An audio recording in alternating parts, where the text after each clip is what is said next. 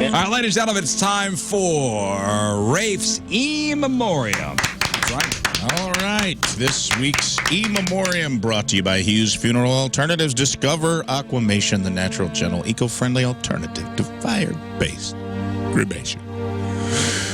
For those of you that don't know, the E-Memoriam is a send-off to people that we upset who threatened to leave the show, who sent us emails threatening to leave the show and or will never leave the show, but sent the emails anyway. So let us know what we pissed them off about this week, or what has enraged them, or what side of an argument we had the audacity to be on. What's your problem? What's your problem? So this week, let's get into the E-Memoriam. First up, Gen Z workforce winebags. We somehow upset Generation Z despite their long-standing reputation for being thick-skinned and stoic. When we roasted a Gen Z worker who shed actual tears because the New York City workweek was too demanding. She literally moved to the city that never sleeps and then cried when she wasn't getting a solid 12 hours a night. I guess we know what the Z in Gen Z stands for. We're bidding you adieu, and honestly, it's not like you were putting in the hours anyway. We get it. Capitalism is rough. But you know what's also rough? Listening to you complain about a 9-to-5 grind when you've accrued over 40 hours of weekly screen time on your iPhone by Tuesday afternoon. So let's not pretend you're logging coal miner hours here, okay? The only thing you're digging is on other people's Twitter feeds to try to get a stranger canceled for a Robert Downey Jr. Tropic Thunder meme that they shared in 2008 because you don't understand satire. What do you mean, you people? I mean you, Gen Z. But the only thing you're successfully canceling is work ethic, and I'm sure that'll look great on your resume right below fluent in emoji and above proficient in making tears. Oh, the tears, each one a liquid pearl of entitlement. Maybe you can collect them in a mason jar, slap a filter on it, and call it vintage work tears or organic suffering fluid, and sell it on your Etsy store that you run out of your tiny home that you moved into your parents' backyard while they still earn a dual income. Sorry, did that trigger you? Well, don't worry. We're unfollowing you from our life. Good luck with that gig economy that pays in exposure and disillusionment. Maybe you can trade your sob stories for rent one day. Until then, peace out, kiddos. Next up, baloney believers and baloney bemoaners. In a shocking baloney day miracle, we performed an Oscar Mayer ostracization of both sides of the great baloney debate. Whether you're a fanatic slicing into your unholy sandwich trinity or you think it's the devil's spam, we clearly hit a meaty nerve, and ironically, meaty nerves are 40% of the content of a bologna sandwich. Ew.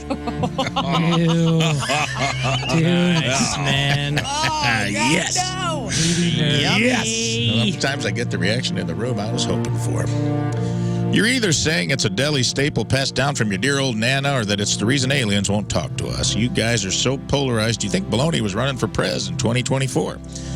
To the lovers, enjoy your strange rubbery meat frisbee. To the haters, continue thinking you're too good for what's basically, as Learn said, just a hot dog pancake. So as you leave, I sing you this jingle. Your baloney has a first name, it's L-A-T-E-R. Your baloney has a second name, it's G-A-T-O-R. Later, gator, go away, your B-O-L-O-G-N-A. Very nice. Thank you. Very nice. Very nice. Next up, relaxed roofers who don't road rage. Oh. Whoopsie. The elusive non-road raging roofer. We misjudged you this week when we told a story about a roofer who lost his mind, and we got 2 words for you. Our bad.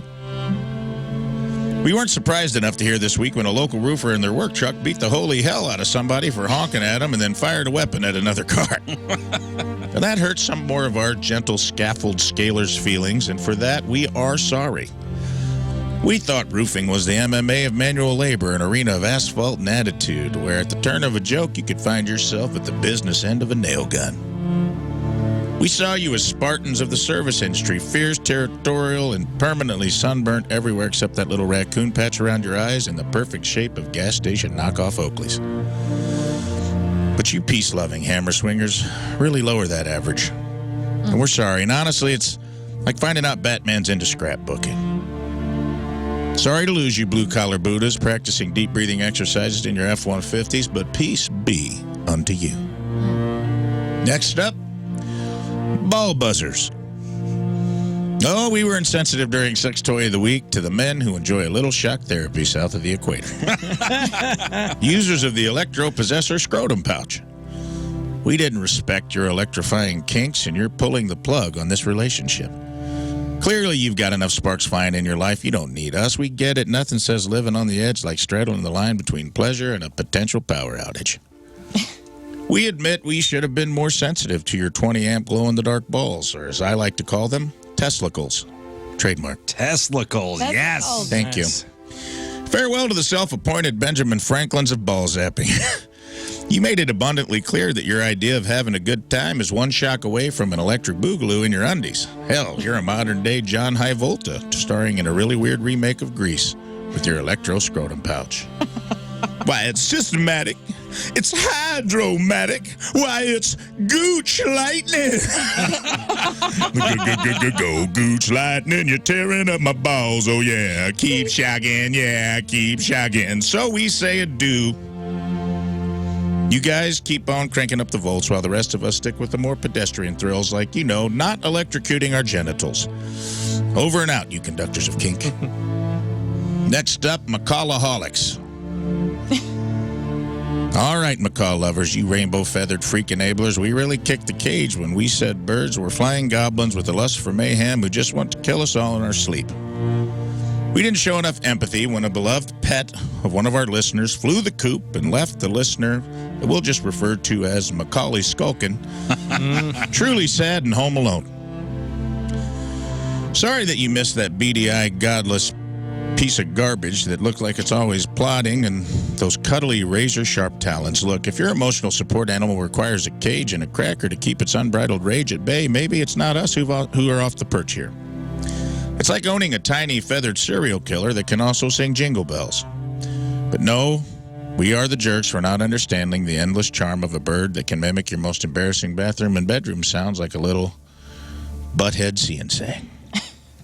So, to all you fair feather fans who got too beak hurt to stick around, bye-bye, birdie.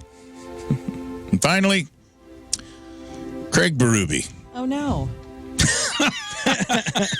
I found myself in the penalty box when I accidentally misspoke and insinuated that our beloved blues leader had an Oedipal complex and wanted to bang a pregnant woman who looks like his mom. My bad, Craig. Sorry. Sorry. Sorry. So sorry. I don't know if he used to listen to the show or not, but if he did, I have a feeling there ain't a Zamboni in the world that's going to smooth out that ice. So, bye-bye, Berube.